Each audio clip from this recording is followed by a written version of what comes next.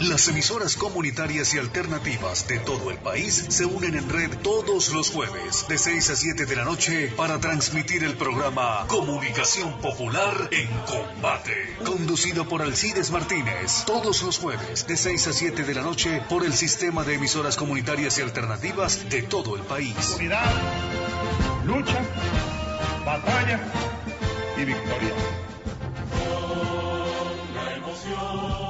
El sistema de emisoras comunitarias y alternativas de todo el país se enlazan desde este momento para transmitir el programa Comunicación Popular en Combate, con el más completo análisis de la militancia del Partido Socialista Unido de Venezuela sobre el acontecer político nacional e internacional, conducido por Alcides Martínez. Así comienza Comunicación Popular en Combate.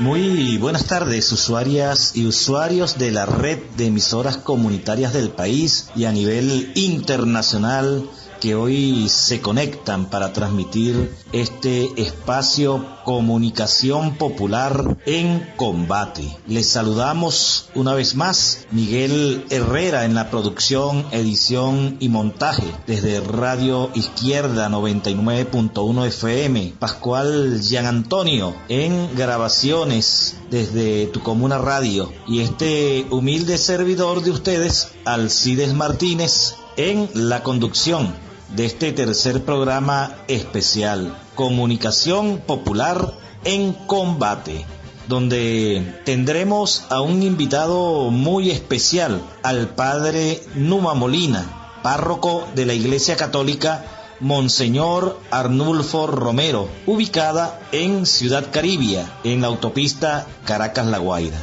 Antes de recibir al padre Numa, quiero reiterar mis más sinceras felicitaciones a todos los medios comunitarios y alternativos que transmiten este programa. La semana pasada tuvimos un pequeño incremento en el reporte nacional y pasamos de 136 a 154 emisoras conectadas en todo el territorio venezolano, y creo que hoy se haya incrementado aún más. También nos reportaron a nivel internacional la conexión de 247 emisoras comunitarias y medios alternativos de la plataforma del Consejo Nacional e Internacional de Comunicación Popular CONAICOP. Agradecemos a todos los voceros y voceras internacionales por ese gran apoyo y respaldo a la revolución bolivariana, como esa defensa integral de la patria grande que ya no es América, ya es el mundo entero. Padre Numa, buenas tardes, bienvenido. Primero pedirle su bendición para Venezuela y el mundo, y luego un análisis de la importancia de los medios comunitarios y alternativos, no solo en nuestro país, sino en toda la humanidad. Comienzo enviándoles una bendición a todas y todos ustedes, los que nos siguen a esta hora en Venezuela y fuera de Venezuela, a través de los medios de comunicación o del medio de comunicación que yo siempre considero que quedó para el pobre, la radio. Y además la radio comunitaria, porque es la radio del pueblo, es la radio que se supone sin intereses. Bueno, ya de eso hablaremos más adelante. Por ahora solo decirles que ojalá este rato que vamos a tener de conversación, pues que sea una oportunidad para sentirnos unidos, enlazados unos con otros. Yo creo que el mundo está gritando que por favor nos unamos. Lo mejor que le puede pasar a la humanidad para que después del COVID-19 seamos realmente distintos es que rompamos barreras, derribemos muros y construyamos puentes. Esa imagen fantástica, maravillosa de estos días del huracán que derriba el muro que Trump ha construido entre México y los Estados Unidos, de verdad es un mensaje para reflexionarlo. ¿Qué está queriendo Dios de los pueblos? Está queriendo que nos unamos. Dios está diciendo, ya basta de construir muros, construyan puentes, únanse en un abrazo fraterno. Nos está diciendo, esto es lo que tiene que pasar después de la pandemia, después de toda esta tragedia que vive la humanidad. Dios de la vida, Dios del amor, enséñanos a construir puentes, a darnos la mano, a ser tolerantes, a aceptar que los otros son distintos y que todas y todos somos hermanos y que hay algo por encima de nuestro pensamiento y de nuestras ideas que nos une, que es el amor, que es esta misma tierra redonda, este planeta que nos entregaste para que viviéramos felices. Danos, Señor, la capacidad para entender tu mensaje y para vivirlo y de ese modo ser felices. Amén. Bien, comienzo por responderles esta pregunta que me hacías, esta pregunta sobre justamente el valor de los medios comunitarios, ¿no? Y alternativos y la necesidad de que estén unidos, ¿no? Primero que nada, los medios comunitarios, como siempre lo he sostenido, son los medios del pueblo y del pueblo humilde, del pueblo pobre, los medios a los que tiene acceso el pequeño. Yo creo que Jesús de Nazaret, el Cristo de los pobres, Él es el primero que nos da el ejemplo de cómo poner al pobre en primera página. Aquel pasaje en el que una pobre viuda echó una monedita, la última, lo único que tenía lo echó en la alcancía del templo, mientras los ricos pasaban y echaban las sumas de dinero muy arrogantes como para que los vieran, porque creían que con eso se estaban ganando el cielo. Y Jesús viene y dice a los discípulos, vean, esa viejita, esa pobre viuda, dio mucho más que los otros, porque dio lo que tenía. ¿Qué está haciendo Jesús? Está poniendo en primer plano a esta viejita, a esta viuda humilde, que no tiene ninguna significación social en aquella cultura. Era mujer, era pobre y era viuda. Y eso era algo como para no valer absolutamente nada. Y Jesús la toma y la coloca en el titular de primera página, diríamos, ¿no? La coloca, abre el noticiero con la viuda. Eso nos invita a nosotros los medios comunitarios a que nunca olvidemos que es primero el pueblo, primero la gente, primero el problema de ahí, del barrio, del sector, de la persona, del que está enfermo, del más pequeño, del más vulnerable. Esos tienen que ser los medios comunitarios. El peligro que corremos es copiarnos de las corporaciones mediáticas y comenzar a hacer lo que ellos hacen. Y digo que es un peligro porque es que los llevamos en los genes. Hemos sido adoctrinados, colonizados por los medios, por las corporaciones mediáticas, ¿no? Entonces, casi que creemos que hacer televisión o hacer radio o hacer prensa escrita es imitarlos a ellos, ¿no? Es hacer como ellos. Y si me salgo de esos esquemas, entonces pareciera que ya no estoy haciendo una comunicación así ajustada al modelo comunicacional que me pide el mundo. No, señor. Los medios comunitarios tienen que ser creativos, tienen que inventarse modos de comunicar.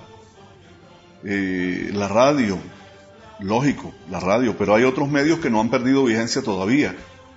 En la comunidad, el periodiquito, pero si no hay, porque ahora el papel está muy escaso y costoso por la guerra y por el cerco económico. por las sanciones y por todo eso. Bueno, no importa, pero tenemos otros modos de comunicarnos. Podemos tener una cartelera comunitaria. Una cosa hermosa, por ejemplo, en un barrio es un muro tipo pizarra, donde algunos de los voceros del barrio administran el muro y ahí colocan avisos para la comunidad, por ahí por donde pasa toda la comunidad.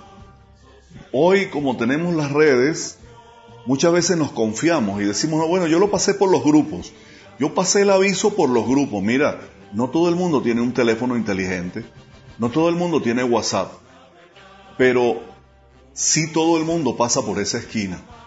Desde la anciana que va a ir a comprar algo en la bodega, la señora, la ama de casa, el obrero, el profesional, todos pasan y leen y se van enterando. Y se enteran de que fulano está enfermo. Y se enteran de que doña Petra está de cumpleaños. Todo esto son modos de vivir la comunicación comunitaria y alternativa.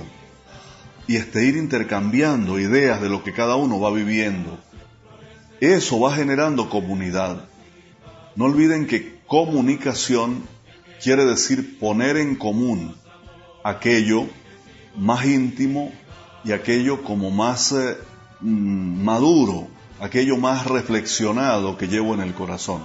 Es poner en común aquello que yo quisiera que otros también lo sepan y lo compartan. Eso es comunicar, es poner en común.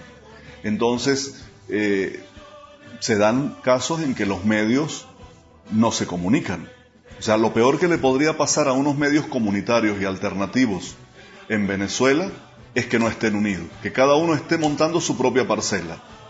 Cuando en este momento, a través justamente de las redes, o lo que yo suelo llamar el mundo rediático, podemos estar interconectados, enterándonos de lo que hace el uno, de lo que hace el otro, un video, un audio. En este momento de COVID y de pandemia mundial hay que ver lo que todo eso significa para la comunicación y para el encuentro. Entonces, la importancia que los medios comunitarios y alternativos tienen es muy grande, ¿no? Para la defensa de la patria, para la defensa de la comunidad, de la unidad, porque claro, miren, yo quiero, y en esta parte quisiera también que por favor lo tomemos como muy en serio, ¿no? No se puede defender la patria si primero no hemos defendido la unión. Porque la patria es el hombre, nos dijo el gran Alí. Ese es un pensamiento de Alí, pero que eso es un pensamiento gigante. La patria es el ser humano. Ahora, si los seres humanos que conforman una patria estamos divididos, estamos peleándonos, si el barrio está dividido, peleándose, por intereses, peleándose por una bolsa de comida, peleándose por a ver cómo me quedo yo con dos bolsas, una que no me toca, esas actitudes tan terribles. Es decir, tenemos que trabajar mucho por la unidad. Los medios comunitarios tienen que generar dinámicas de encuentro, tienen que servir para el encuentro. Muchas veces creemos que un medio comunitario es para la denuncia, ¿no? Y bueno, está bien denunciar, pero ¿y si te conviertes en alguien, en un quejón, en el quejón del barrio? La radio es la quejona del barrio, se queja de todo, pero no aporta nada. Yo siempre suelo decirle a la gente que cuando tengan alguna queja, no olviden que hay que tener también una propuesta.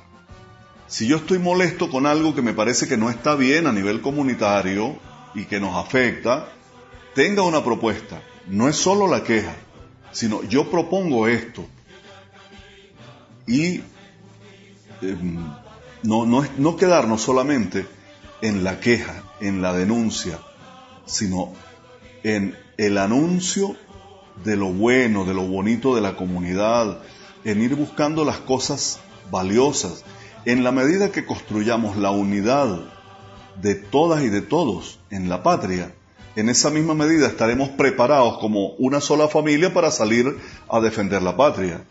Si una familia pequeña, ¿no? Papá, mamá, hijos, abuelo, tío, tía, que viven bajo el mismo techo, se lo viven peleando, el día que les llegue la crisis, el día que les llegue un problemón a uno de ellos, lo van a dejar solo.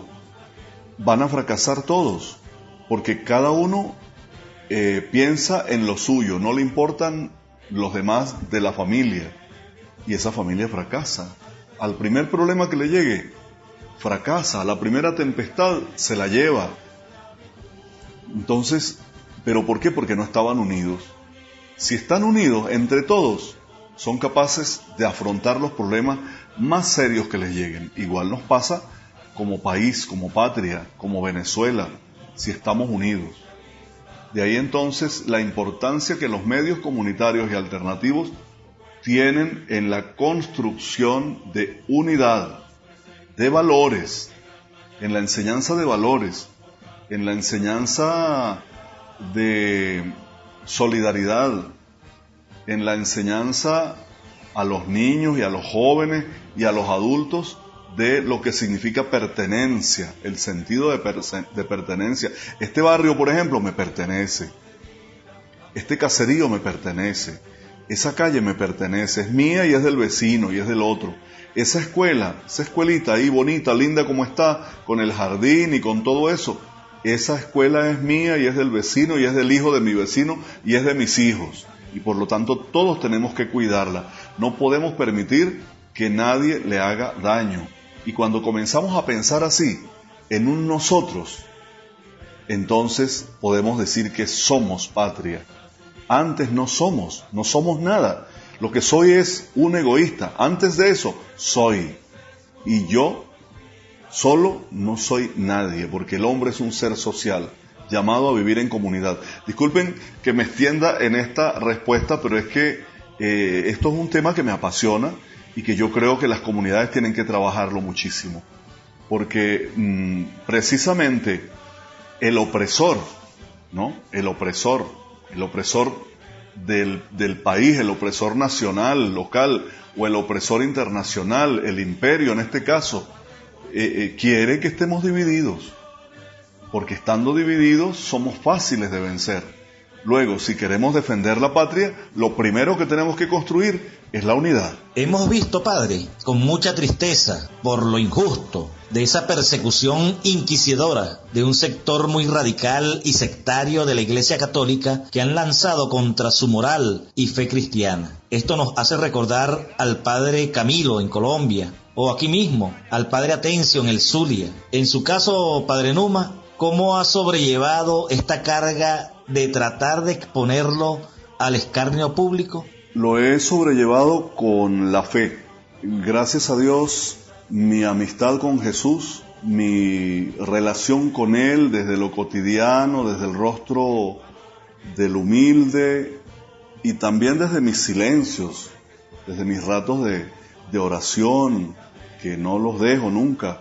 Eso es una fuerza que me ayuda para ir superando todo eso y darme cuenta que esas actitudes son, primero, nada cristianas.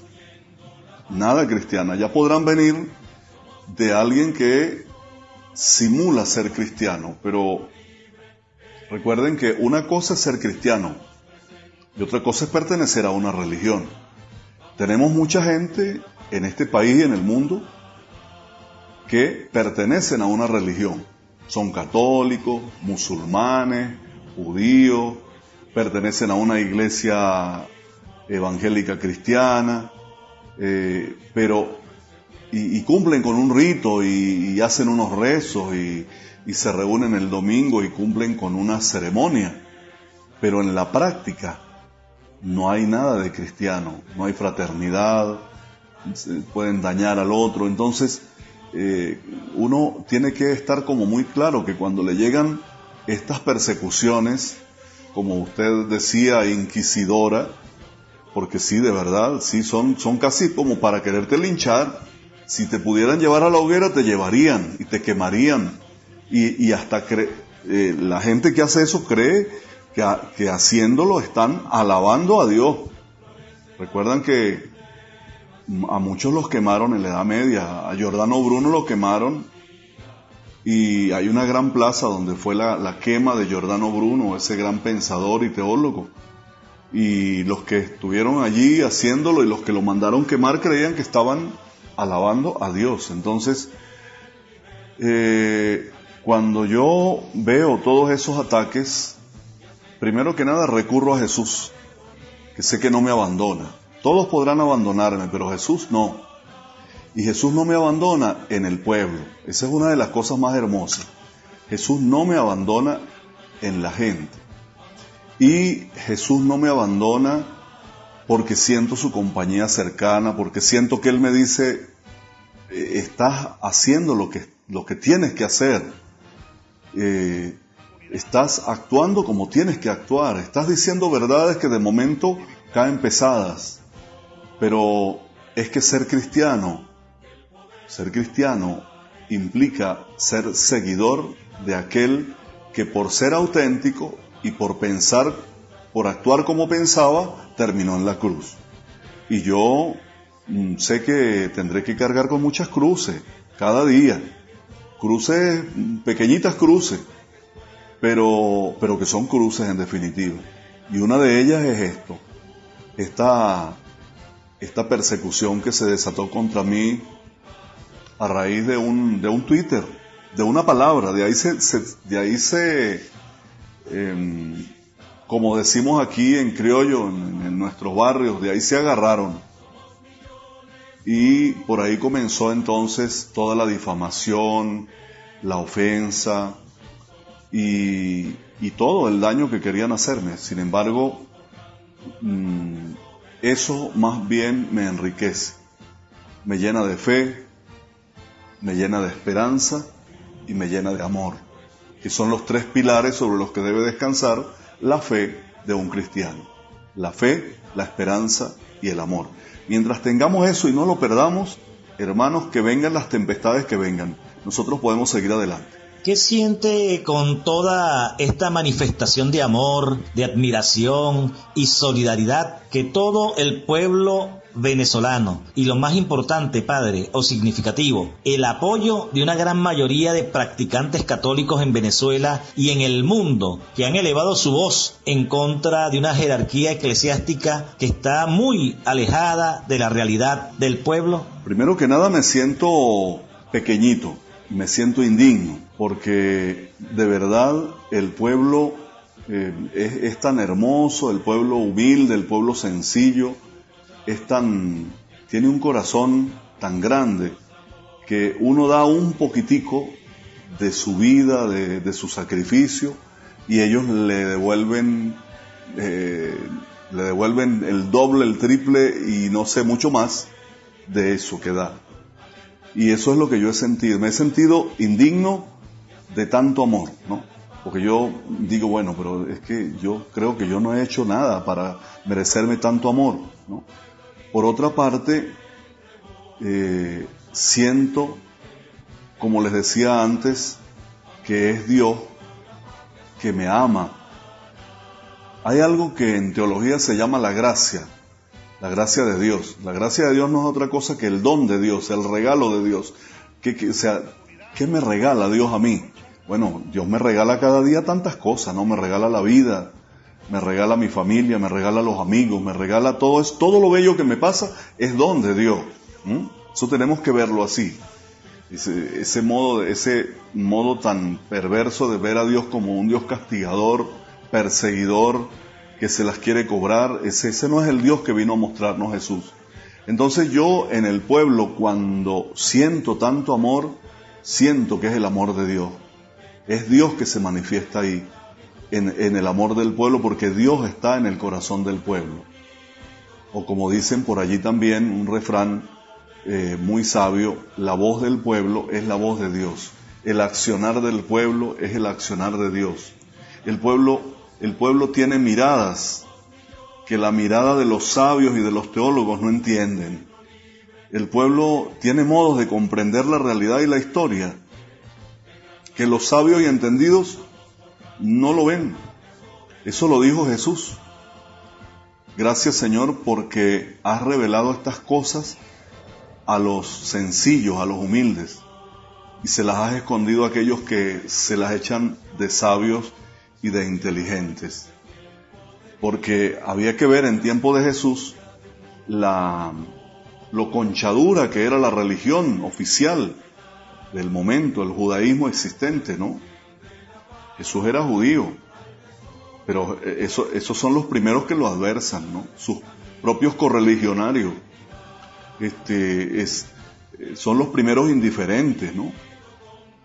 Desde que nació, recuerdan que los magos pasaron allá, los 3 reyes magos pasan por Jerusalén preguntando dónde es que ha nacido el Mesías. Y Herodes llamó a los sabios, que eran los teólogos, los expertos en la Biblia, diríamos, ¿no? La Torá. Y todos sabían que iba a nacer en Belén de Judá, ¿no? Entonces, lo sabían muy bien, pero no fueron, no se pusieron en camino, no les importó. La indiferencia ya había comenzado hacia Jesús. Ese es un loquito que está hablando, viene de Nazaret, un pueblo desconocido. Él viene de allá de Galilea, de la Galilea de los gentiles, un poco de gente que era atea ahí. ¿Eso qué? ¿Qué va a venir ese hombre a hablarnos aquí a la gran capital de la religión que era Jerusalén? Entonces, cuando todas estas cosas pasan, cuando me siento arropado, querido, así abrazado por mi pueblo, esos mensajes que me llegan por las redes sociales, Twitter, WhatsApp, Telegram y correos y papelitos de gratitud, de cariño, de amor, uno dice, bueno, Señor, es que el pueblo sí entiende que por dónde van las cosas y qué es la verdad y qué hay detrás de esos maestros de la ley que en ciertos momentos se rasgan las vestiduras porque creen que de ese modo el pueblo les va a creer que sí los aman. Mentira, puro fariseísmo, puro neofariseísmo. Estamos conversando con el padre Numa Molina, párroco de la Iglesia Católica Monseñor Arnulfo Romero de Ciudad Caribia, un urbanismo creado por el comandante supremo Hugo Rafael Chávez Frías, y realmente era esa ciudad hermosa, esa ciudadela que el comandante Chávez quiso crear, uno de sus grandes sueños. Ahí están los ojos de Chávez. Padre, los casos importados del COVID-19 en Venezuela se incrementaron después del éxodo de los connacionales provenientes en su mayoría de Colombia y Brasil. Claro, el 90% provienen de Colombia. ¿Cómo podemos evaluarla? A sabiendas del odio y las constantes amenazas por parte de esos dos gobiernos en particular. Sin duda que los casos de infectados de COVID-19 en Venezuela aumentaron en la medida que se dio la avalancha de hermanas y hermanos venezolanos que regresaron. Este es un fenómeno para estudiarlo en profundidad, no es solamente hacer conjeturas y comenzar a hacer críticas sin fundamento. Yo creo, primero que nada, esto comenzó cuando se fueron. O sea, la guerra no es ahora porque nos los devuelven, no. La guerra comenzó cuando se fueron. No olvidemos toda la campaña mediática que hubo de las corporaciones mediáticas y de los sectores radicales de la oposición venezolana para impulsar a nuestra gente, a nuestros jóvenes, porque la mayoría son jóvenes, que se fueron ilusionados. A mí, yo les digo con toda sinceridad y me quedé impresionado, o sea, cuando yo comencé a ver el éxodo masivo de hermanos y hermanas venezolanos a Colombia, conociendo yo la realidad que vivía o que vive Colombia, la realidad que vive Ecuador. Después de Correa, Ecuador se fue en picada. Sí, entonces, ¿cómo es posible que un venezolano En medio de la crisis que estábamos viviendo ya por la guerra económica, la guerra a la moneda, el bloqueo económico, nosotros no hemos descansado, hermanos. Estos 20 años han sido todos de guerra económica. Pero a partir del 2013 ha sido lo más terrible y tratan de hacernos ver otra cosa. Entonces yo quiero que abramos los ojos en ese sentido. La guerra comenzó cuando se los llevaron, cuando los ilusionaron a que se fueran. Porque mi pregunta es, ¿y cuántos de esos que están regresando vienen con su problema económico resuelto? Ninguno. Todos vienen a partir de cero. Muchos de ellos vendieron las pocas o muchas pertenencias que tenían, su casa, su carro, y se fueron. Y ahora regresan a partir de cero. Entonces, los ilusionaron a irse. ¿Dónde están los que los invitaron a irse? ¿Dónde están recibiéndolos ahora? ¿Dónde están montando proyectos para que ellos ahora encuentren aquí una posibilidad más holgada de vida? No vemos a nadie. Está el gobierno recibiéndolos en las fronteras. Ahora, tampoco vamos a ignorar de que hay detrás, tanto del gobierno colombiano como del brasileño, pero más del colombiano, una perversidad en cuanto al regreso. Yo no dudo que haya habido intentos de enviar personas infectadas sin saberlo, ¿no? Recuerden que en los autobuses donde comenzaron a transportar los infectados, en esos mismos autobuses, sin desinfectarlos, comenzaron a enviar connacionales hasta la frontera. Eso por una parte. Por otra, los controles que hay del lado de allá, que no los sabemos. Les pongo un ejemplo. Cúcuta. Cúcuta tiene un lugar que se llama La Parada, que una amiga, una señora, porque no la conozco, la considero mi amiga porque me dio la entrevista, que está en este momento en uno de los albergues, de los hoteles que están como albergues en la frontera entre Colombia y Venezuela. Esa señora regresó de Colombia con su hijo. Ella cuenta y no termina de contar todo el sufrimiento en un lugar que se llama La Parada, antes de llegar al puente internacional entre Cúcuta, entre Colombia y Venezuela, es decir, muy vecino al puente internacional. Es un lugar que llaman La Parada, y ahí en ese sitio está el control que tienen los colombianos. Ella no sabe ni quiénes son los que llevan ese control, si son policías, si son paramilitares, si son delincuentes, pero lo que sí es cierto es que están amparados por el gobierno colombiano, porque si es delincuencia o si son funcionarios del gobierno que están actuando de ese modo, deberían ser castigados, y no lo son. Allí retienen a la gente, allí les cobran por todo. El que tiene dinero allí puede sobrevivir, allí pasa la gente hasta 15 días esperando que los dejen avanzar hacia Venezuela, pero además les tienen montado un psicoterror, diciéndoles que el gobierno venezolano los está esperando para ponerlos presos, que es horrible, que les van a cobrar por todo, que, bueno, les meten en la cabeza que se van a encontrar con un monstruo de regreso a Venezuela.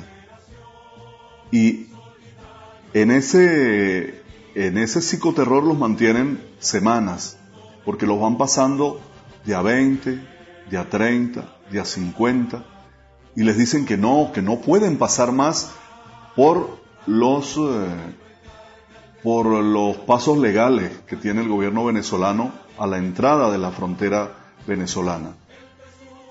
Y es mentira, el gobierno venezolano está con los brazos abiertos recibiendo a todos los que lleguen. Si llegan 500 en un día, llegan 500 y los reciben. Pero allá les dicen que no. Para poder que la gente, ya obstinada, viendo que no puede pasar, le ofrecen la alternativa de pasarlo por una trocha ilegal. Y ahí comienza el otro viacrucis, porque son $300.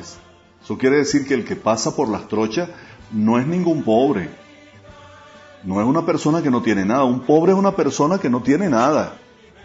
Esta persona que yo le digo, que me dio la entrevista, esa señora me dice, yo no, a mi hijo le ofrecieron y le dijeron que eran $300.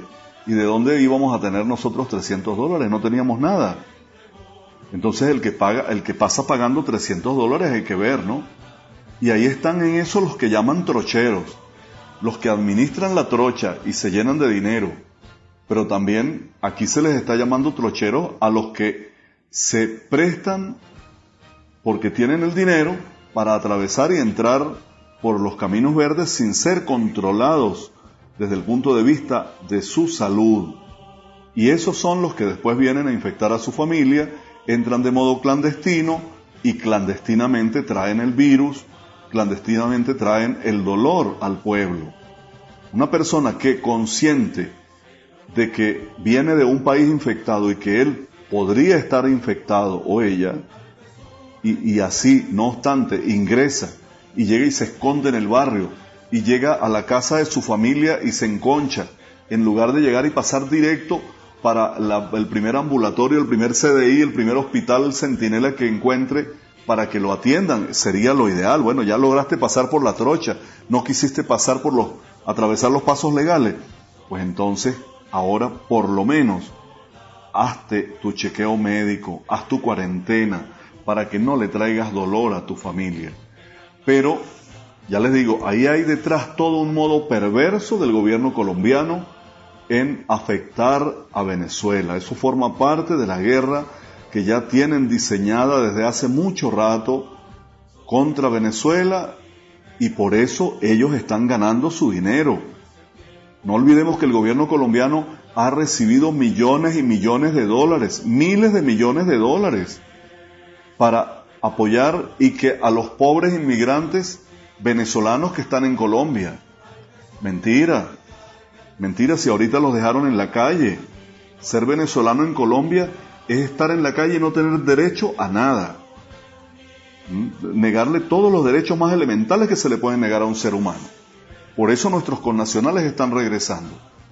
Pero claro, mi invitación es a que regresen por los pasos legales que el gobierno tiene en cada lugar de la frontera, los conocidos PASI, puestos de atención social integral, PASI, puestos de atención social integral, porque ahí, mira, el Día del Niño, por ejemplo, que pasó ahora, fue hace poco.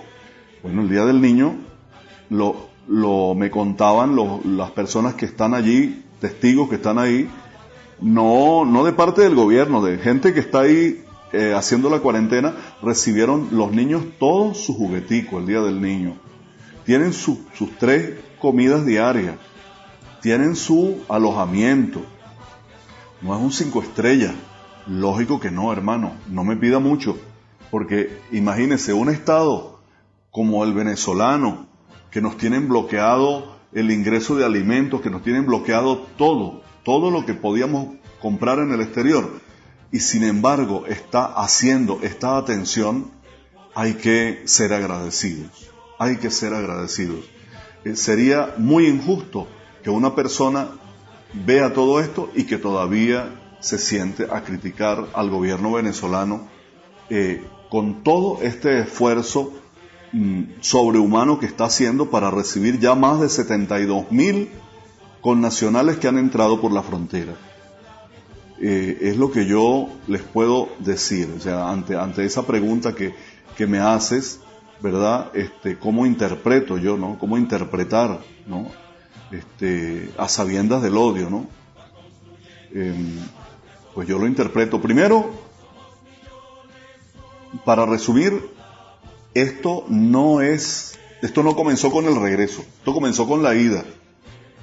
Ahí está parte de la guerra. Y ahora continúa la segunda etapa de esa historia, que es el regreso.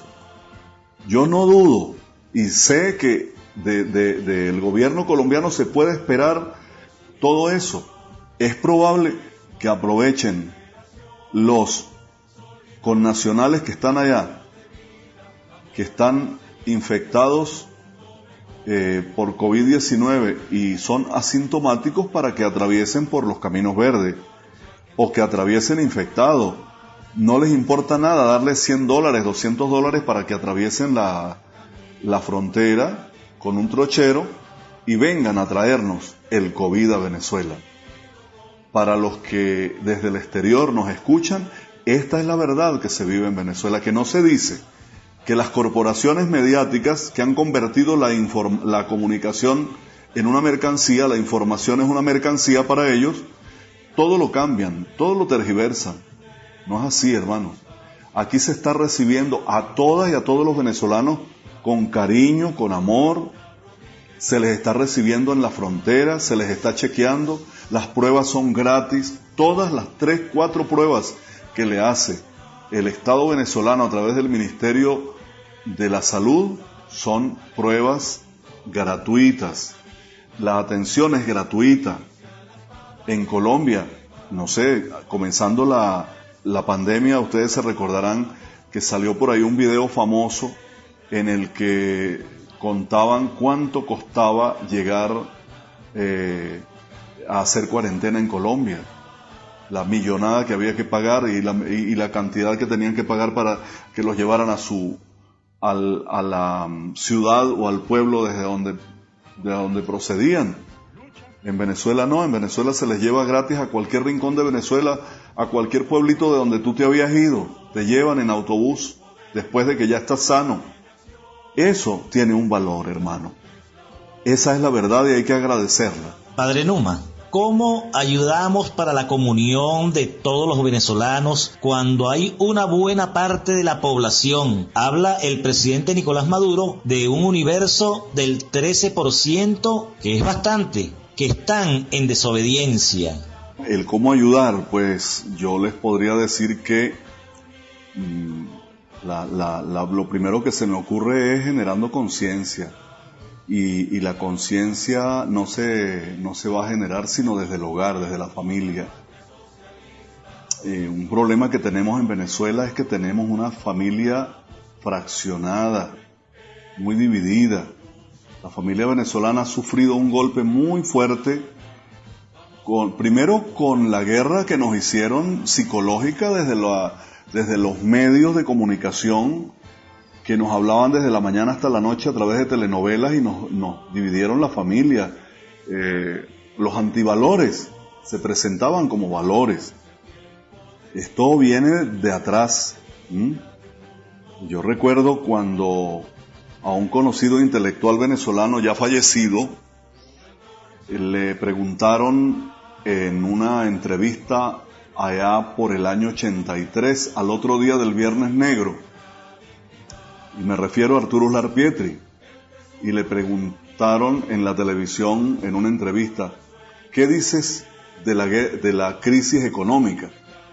Y Uslar Pietri se movió en la silla y dijo, yo quisiera hablar antes de la crisis económica, de la crisis moral, porque para que llegáramos a una crisis económica, tuvimos que pasar primero por una crisis moral que nos llevó a la corrupción, que nos llevó al robo, al desfalco del país. Bueno, yo tendría que decirles que para nosotros llegar hoy al convencimiento de que ese 13% que está en desobediencia debe entender el momento que vive la humanidad, tenemos que también caer en la cuenta que es que venimos arrastrando una crisis moral, una destrucción moral de la familia, de las relaciones, del cómo nos relacionamos. Nos hemos vuelto insensibles, hemos perdido la capacidad de amar al otro, hemos perdido la capacidad de sentir con el otro.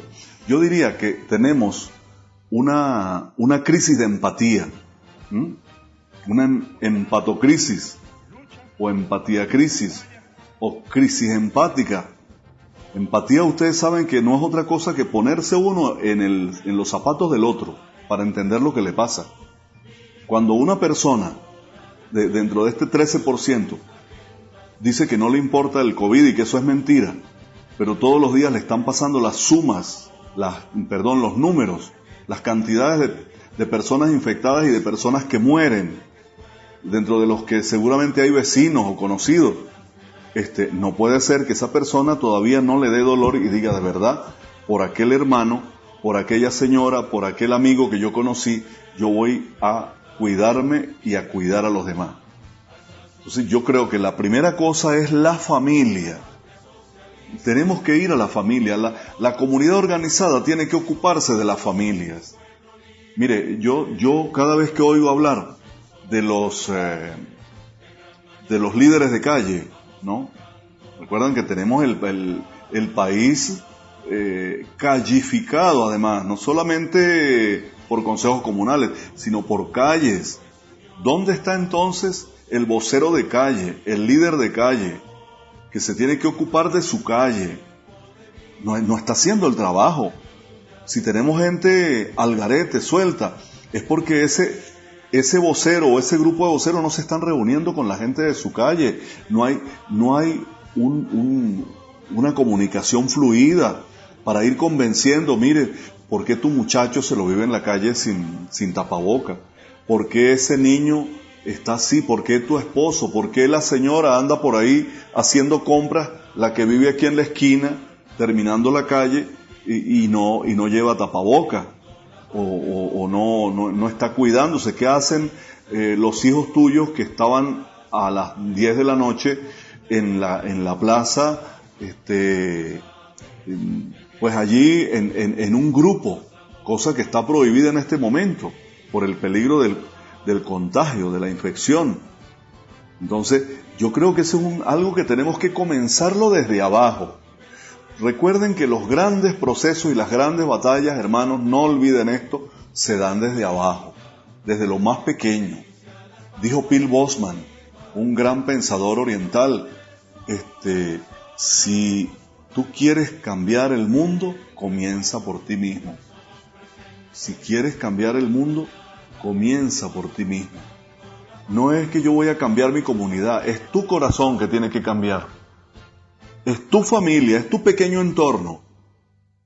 Y bueno, si vamos entonces también a darnos cuenta que hay gente que de un modo pertinaz continúa en la desobediencia, entonces ahí hay que recurrir a la represión. Ahí tocará ya que se lo lleve la policía por 72 horas, que caiga en la cuenta de que está haciendo un mal, de que está de algún modo delinquiendo deliberadamente, porque está poniendo en peligro su vida, la de su familia, la de su comunidad y la del país. Pero primero que nada no podemos cansarnos, no podemos bajar la guardia, no podemos bajar los brazos en la lucha por la generación de conciencia. Todo el mundo tiene conciencia, todo el mundo tiene sentimientos. Lo que hay es que inventar la forma, cómo despertárselos, sobre todo la juventud. ¿Cómo se siente el padre Numa Molina ante esta situación deshonrosa, entendiendo que su mensaje fue en bien de todos los venezolanos? Bueno, de algún modo esto ya lo respondí antes, pero bueno, cuando me preguntas que cómo me siento ante esta entre comillas deshonra que intentaron generarme, porque claro, yo dije, el Twitter mío decía que una persona que atraviesa por la frontera con COVID-19 y viene de modo clandestino, no entra por los lugares legales, se le puede interpretar como un bioterrorista, alguien que lleva un arma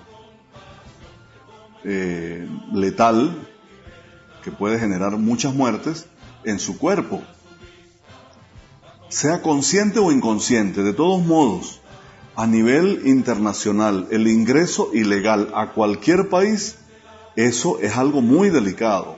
En cualquier país del mundo donde tú te presentes, más bien en Venezuela, es donde las cosas, bueno, Venezuela es el lugar donde ha llegado todo el mundo a vivir y lo hemos acogido como hermanos y como venezolanos y aquí están. Entonces, yo creo que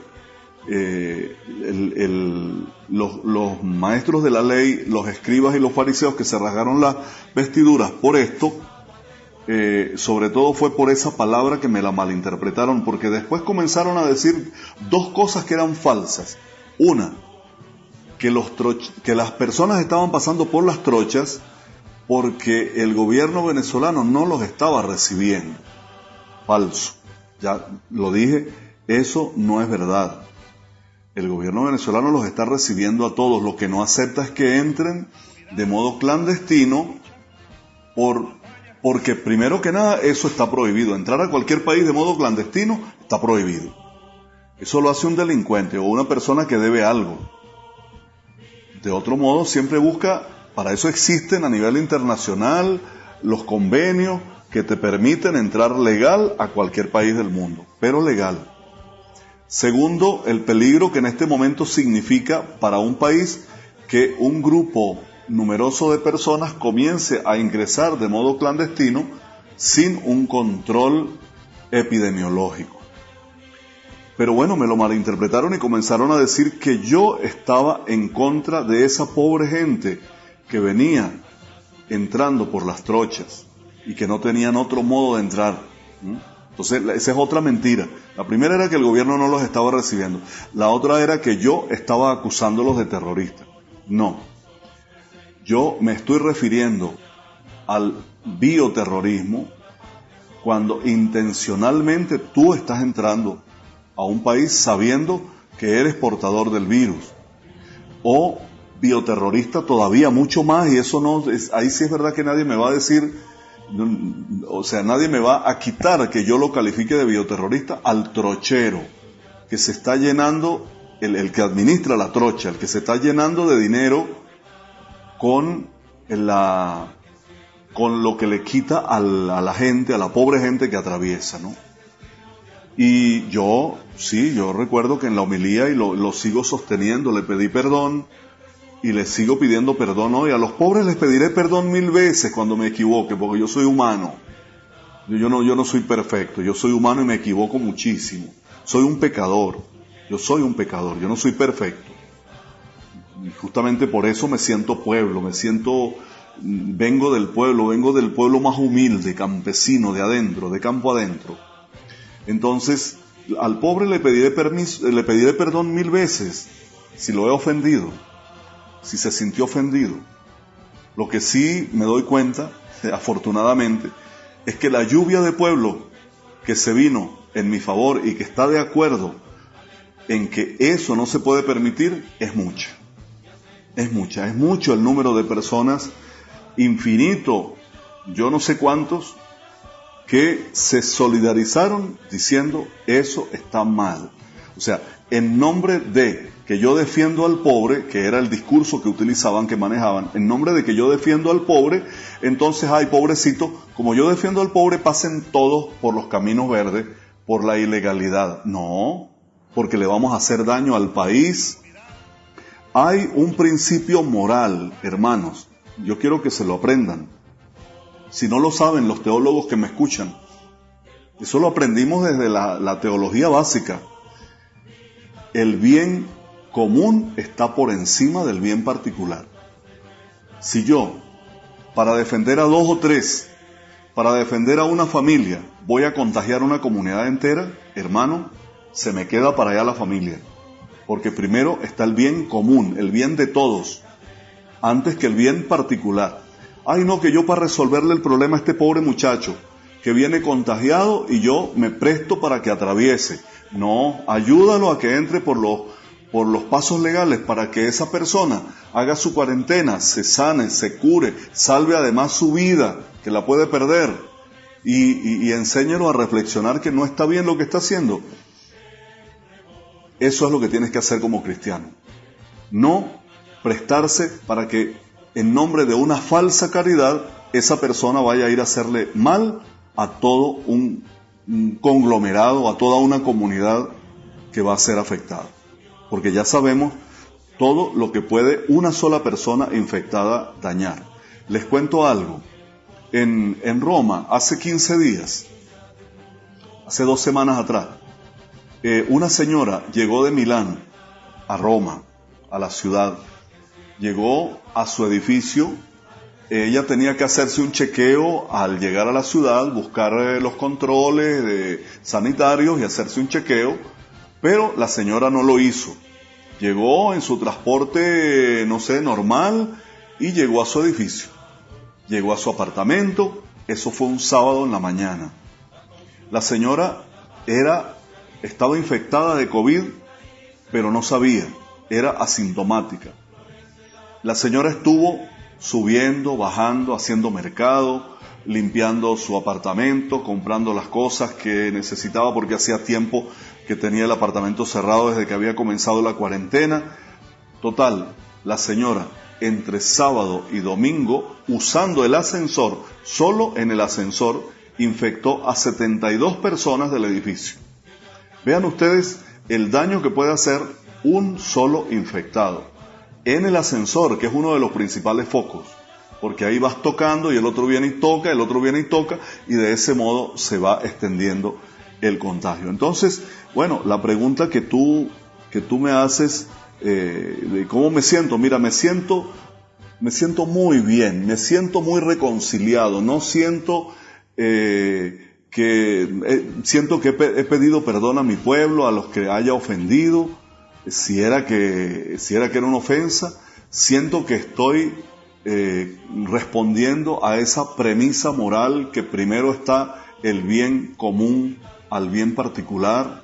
Siento que no podemos permitir que nuestra frontera entre Colombia y Venezuela se pervierta de ese modo que tanto daño nos ha hecho, y menos en este momento de pandemia.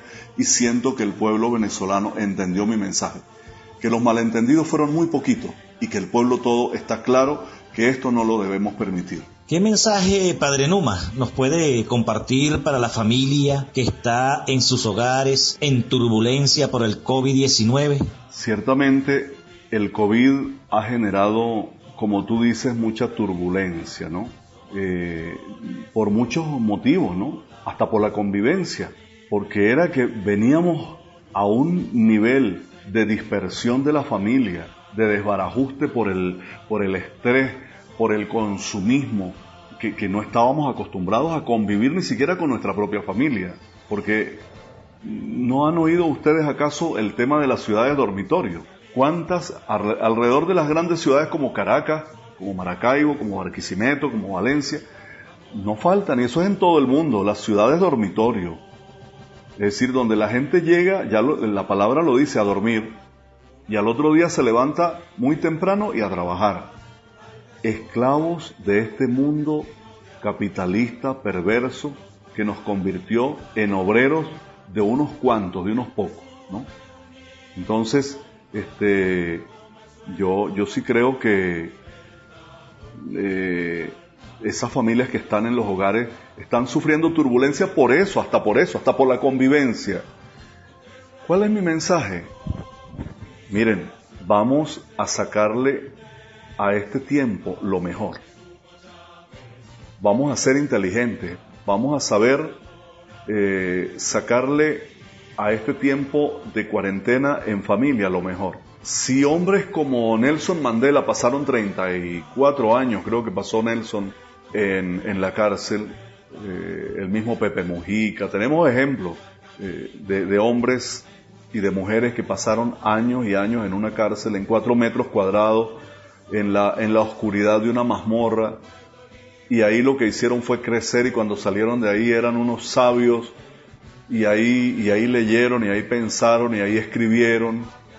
Entonces, ¿por qué nosotros, que no estamos presos, sino que estamos en nuestro hogar, no podemos aprovechar mucho más nuestro tiempo distribuyendo el día? Esa es otra de las cosas. ¿Por qué el día se hace tedioso y por qué la vida en familia ahorita se puede convertir en una tortura?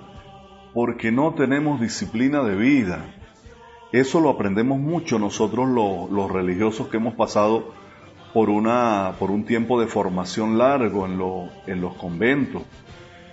Yo recuerdo, por ejemplo, que en mi tiempo de formación, de seminarista, de novicio jesuita, el día se pasaba como nada, porque todas las horas estaban divididas.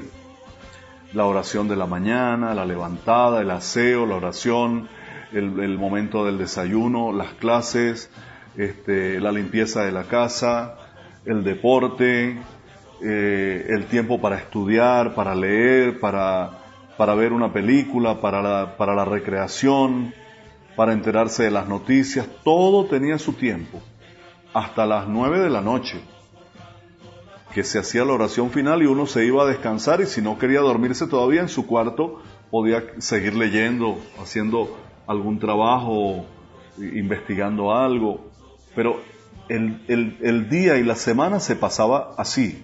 Entonces yo digo, ¿por qué el padre o la madre de familia o el que tenga esa función en el hogar no puede ayudar para que hayan tiempos de recreación, inclusive asignar tareas? Yo hace días en una radio donde tengo un programa en Radio Nacional de Venezuela sobre valores, yo les decía que qué bueno sería, por ejemplo, implementar la cultura del cuentacuentos en este momento, en los hogares, en las familias. El cuentacuento, porque es que pocas veces nos hemos echado los cuentos de la familia. ¿Por qué no amamos la familia? Porque no la conocemos. San Agustín decía que no se puede amar lo que no se conoce, y eso es verdad.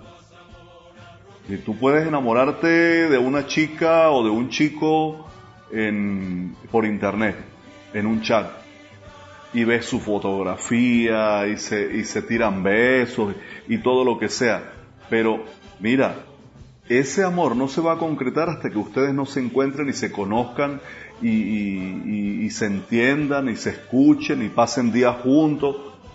Hermano, la familia la tenemos que conocer, y la mayoría de las veces ni siquiera los hijos saben lo que le pasa a los padres, ni los padres saben lo que le pasa a los hijos, ni se echan los cuentos, ni saben cómo vivió mi abuelo, ni de dónde venía mi familia, ni cómo construyeron esa casa paterna que se está cayendo ahí, que está en las ruinas. ¿Cómo fue que hicieron esa casa? ¿Cómo fue que mi familia vino a la vida? ¿No? ¿Dónde nací yo? ¿Cómo fue el día que yo nací? O sea, la historia. Hemos olvidado la historia de nuestra familia. Eso se llama perder la memoria, y cuando perdemos la memoria, perdemos el afecto, porque no se puede amar lo que no se conoce. Entonces, vaya mi mensaje para la familia. Organícense, dediquen ratos para hacer algún ejercicio, para hacer algún deporte en casa, hasta para jugar una partida de ajedrez, para aprender a hacer un juego. Hay tantos juegos ahora de distracción que pueden unir a la familia alrededor de un juego. Pueden unir a la familia alrededor de los cuentos. Pueden unir a la familia alrededor de la limpieza del hogar, del arreglo. El hogar hay que limpiarlo porque lo ensuciamos. Y ahora más tiene que tener una pulcritud por la higiene debido a la pandemia. Entonces, hay como tantas razones para organizarnos y que la vida en familia se haga hermosa. Miren, yo me pongo a pensar cómo será cuando pase este tiempo de pandemia y que entonces nos preguntemos, oye, ¿y qué hice yo en todo ese tiempo? Que no tuve trabajo, que fueron vacaciones, que aprendí algo nuevo. ¿Qué aprendí? Toda la vida he estado queriendo aprender un idioma. ¿Por qué no me puse a aprenderlo en ese tiempo? Ahora que hay tantas posibilidades a través de internet. No aprendí nada. No estudié una lengua, no aprendí un oficio nuevo. Quería, por ejemplo, aprender a pintar al retrato y tenía 1000 posibilidades en internet y no lo hice. Podía haberme inscrito en una universidad virtual y estudiar, no lo hice. ¿Qué hice? Perdí el tiempo. Y como decía un abuelo de mi aldea, el tiempo perdido los santos lo lloran. No perdamos el tiempo de la cuarentena. Sepamos aprender aquello que se llama resiliencia, hacernos fuertes y hacernos resistentes a la adversidad y de ella sacar todo lo bueno. aprender a sacar de aquello adverso lo bueno. Eso es lo que tenemos que tener como meta y como algo fundamental. Y por último, pues, decirles que los quiero mucho, que me alegra tantísimo haber compartido este espacio con ustedes, que Dios las y los bendiga, y que sigamos construyendo este mundo nuevo. No olvidemos, construyamos puentes para encontrarnos, no muros. Vean cómo se cayó el muro de Trump, cómo lo tumbó el huracán. Dios nos está diciendo ahí algo. Ya basta de muros. Construye puentes, no muros, para encontrarse, para que este mundo sea feliz. Este es el mundo, unido así, fraterno, solidario, es el mundo que Jesús nos encomendó desde su proyecto que se llama Reino de Dios. El proyecto de Jesús es ese, que vivamos en armonía. El proyecto de Jesús no es una religiosidad estéril ahí cumpliendo preceptos y haciendo gestos y cumpliendo ritos. Eso en definitiva no sirve de nada si tú no vives la caridad con el hermano, el encuentro, la solidaridad, el afecto, la justicia, el amor. Si eso no lo vives, de nada vale todas las misas a que tú hubieras asistido y todos los rezos que hubiese hecho en esta vida si tú eso no lo pones por obra. Entonces, aprovechemos este tiempo. Que Dios me los cuide. De esta manera, queridos usuarias y usuarios, llegamos al final de esta tercera edición de su programa Comunicación Popular en Combate. Muchísimas gracias al Padre Numa Molina por habernos acompañado en este espacio familiar, en este espacio de debate, en este espacio donde tratamos de demostrar con la verdad y desmontar la mentira de esas matrices de opinión de las corporaciones mediáticas que solo sirven para engañar y manipular. En cualquier comunidad, parroquia, municipio o estado del país, allí van a encontrar a un comunicador popular defendiendo la revolución bolivariana, trabajando voluntariamente por la soberanía y la independencia del país, asimismo como también lo vamos a encontrar en cualquier parte del mundo, en Bolivia, en Chile, en Colombia, en Perú, en Ecuador, en Uruguay, en Argentina, en México, en Rusia, en fin, en todos los rincones de la tierra, allí están los comunicadores populares defendiendo